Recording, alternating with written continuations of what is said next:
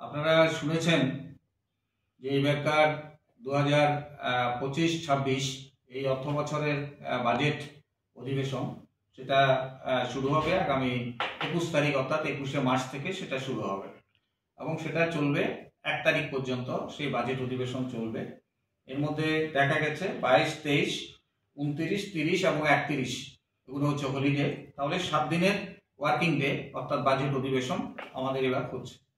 কিন্তু আমি যেটা দেখলাম যে পরিষদীয় মন্ত্রী একটা বিবৃতি দিয়েছেন যে গত 10-15 বছরের মধ্যে প্রায় বলা যায় যে এত দিন ধরে বাজেট অধিবেশন সেখানে হয়নি, এটা এবার রেকর্ড করেছে সেখানে।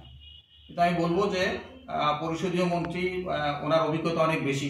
আমি মাত্র 2 বছরের এমএলএ, আর উনি অনেক দিন ধরেই সেখানে এই এমএলএ হিসাবে আছেন এবং মন্ত্রিত্ব চালাচ্ছেন, পরিষদীয় মন্ত্রী হিসাবে কাজ করছেন, অপোজিশন লিডারও সেখানের মধ্যে ছিলেন। কিন্তু যেটা তথ্য আমি দিতে চাই যে তথ্যটা উনি যেটা দিয়েছেন সেটা সঠিক না। আমি 10th অ্যাসেম্বলি বাজেট সেশনের কথা আমি বলবো, সেখানের মধ্যে দেখা গেছে সেকেন্ড সেশন আমি যদি বলি তাহলে পরে দেখবেন সেটা হয়েছিল 7 দিনের, ফোর্থ সেশন 11 দিনের, সেভেন্থ সেশন 6 দিনের, এইট সেশন যেটা হয়েছিল সেটা হলো 7 দিনের, 10th সেশন যেটা হয়েছিল সেটাও ছিল 11 দিনের। এগুলো সব বাজেট অধিবেশনের কথা বলছি।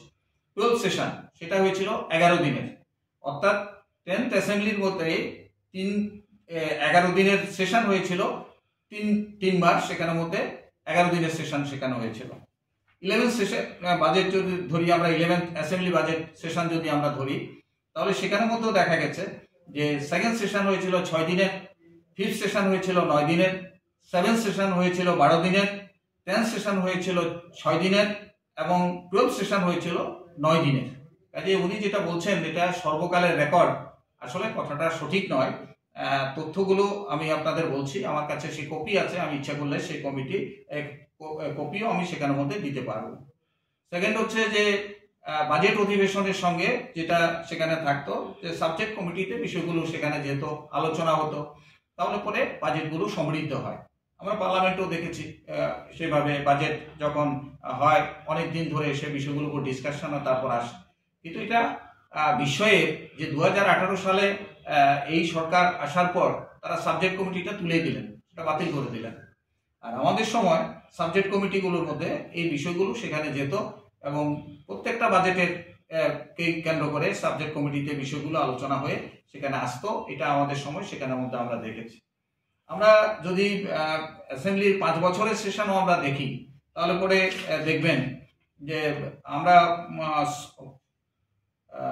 ফোর্থ অ্যাসেম্বলি যেটা আমরা ধরি বামফ্রন্ট সরকারের সময়ের কথা যদি বলি আমরা 1978 থেকে 83 সে সময় 5 বছরে 99টা সিটিং হয়েছিল।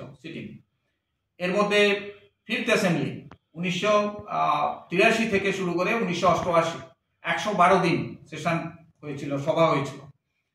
তারপরে সেখানে 9th অ্যাসেম্বলি আমরা যদি 2003 থেকে 2008 তখন সেখানে সিটিং ডে ছিল 98 দিনের সিটিং ডে ছিল। আর হোয়ারেস গত 5 বছরে, আমি এই 2 বছর না, অর্থাৎ এই 2 বছরের আগে যে 5 বছর সেখানের মধ্যে তারা করেছিল 2018 থেকে 2023, এই 2018 থেকে এই 2023-এর ভেতরে সিটিং ছিল মাত্র 43 দিন, যার থেকে বামফ্রন্ট সরকারের সময় প্রতিটা সেশনের সিটিং ডে ছিল অনেক বেশি। ইভেন এর আগে যখন কংগ্রেসের সরকার ছিল, কংগ্রেস পরিচালিত, সেটা 1963 থেকে 67 তখনও সেশন হয়েছিল 103 দিন। তারপরে সেকেন্ড সেশন হয়েছিল 1963 থেকে 67, যেটা বললাম 103 দিনের সেশন সেখানে হয়েছিল। তারা এই 103, 139 সেশন তখনও সেখানের মধ্যে হয়েছিল। দ্বিতীয়ত যেটা হচ্ছে যে কিছু বিল এত কম দিন সেখানে সেশন করছে, অর্থাৎ 43 দিনের সেশন করলো তারা 2018 থেকে 2023, কিন্তু বিল পাস যদি বলেন তাহলে সর্বোচ্চ 74টা বিল সেখানের মধ্যে পাস করেছে। আর আমাদের সময় যখন আমরা 112 দিন সেশন করলাম তখন 57টা মাত্র বিল সেখানের মধ্যে পাস হয়েছে। এখন এই বিলগুলো পাস যেগুলো হচ্ছে সংখ্যাগরিষ্ঠতার জোরে বিলগুলো সেখানের মধ্যে পাস হচ্ছে, কিন্তু বিলগুলোকে সেখানের মধ্যে সিলেক্ট কমিটিতে পাঠানো, একটা বিলও সিলেক্ট কমিটিতে পাঠায়নি।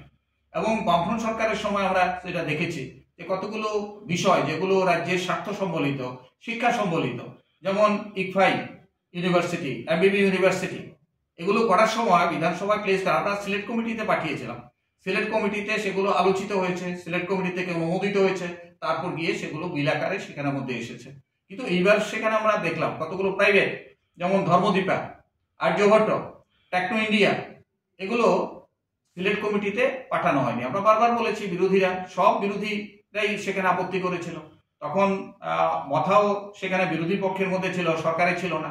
আমরা সিপিআইএম এর তরফ থেকে আমরা দাবি করেছি, কংগ্রেসের তরফ থেকে দাবি করেছে, মথার তরফ থেকে দাবি করেছে যেগুলো সিলেক্ট কমিটিতে পাঠানো হোক। কিন্তু দেখা গেছে যে সেগুলো সিলেক্ট কমিটিতে না পাঠিয়ে একেবারে সংখ্যাগরিষ্ঠতার জোরে এগুলোকে পাস করে নেওয়া হয়েছে।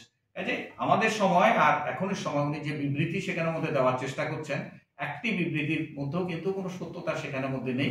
আমি তথ্য দিয়ে আমি কথাগুলো সেখানের মধ্যে বলছি, এই তথ্য আমার কাছে আছে।